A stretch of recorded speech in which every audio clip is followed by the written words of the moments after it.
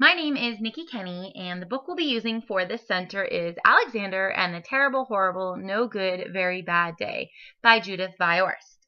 This center was designed for English second language learners.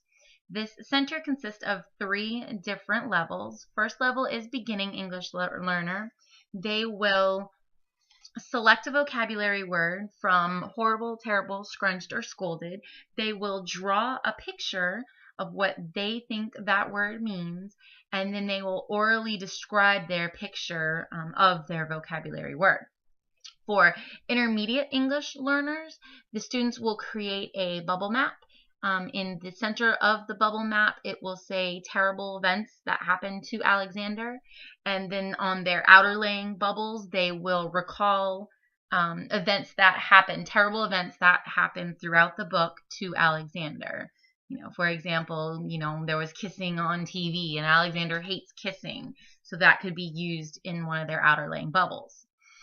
For the advanced, we want to reread the first page to the students and kind of give them context clues about what terrible and horrible constitutes. They are going to then create a bubble map. In the middle, they're going to have terrible day or horrible day, and they are going to, in the outerlaying bubbles, they are going to write what they think a terrible, horrible situation would be. For example, in the middle, terrible, horrible day, my outerlaying bubble would be, I missed the bus. So once they've created a couple of events that they think are terrible in their bubble map, they will then use their bubble map to create a sentence. The sentence will use the word terrible or horrible in it and one of the events. So, for example, if one of my events was I missed the bus, my sentence would be, I think it would be horrible if I missed the bus because then I would be late for school. Once they've created their sentence, the students will read aloud their sentence to a partner at that center. This activity, all these activities address the 4th grade standard, refer to details and examples in a text when explaining what the text says explicitly and when drawing inferences from the text. This meets that standard because I'm requiring the students to use vocabulary and events that happen directly from the text.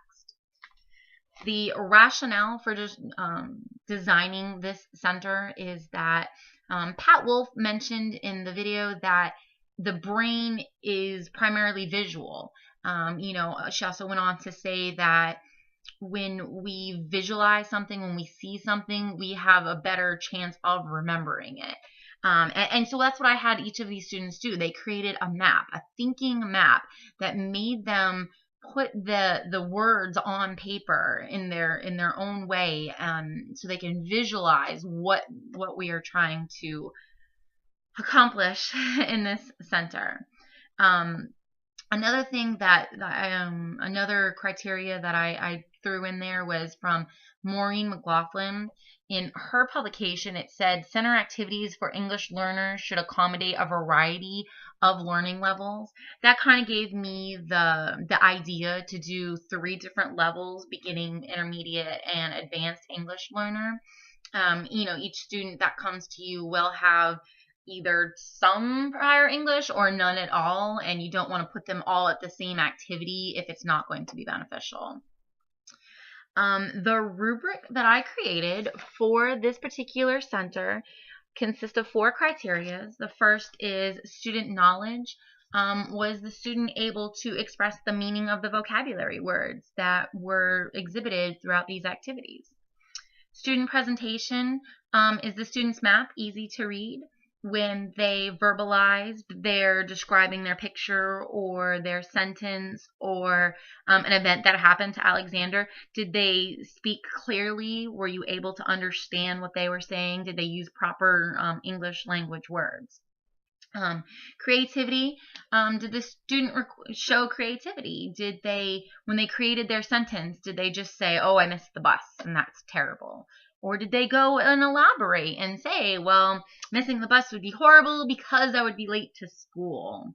And same thing with their picture. If they just drew, if they picked the word scolded and they drew a face, kind of just angry. Well, all right. Maybe if they had like hair flying up everywhere and like, just their eyebrows are a mess or whatever it is. Just did they go into detail when they were creating their picture?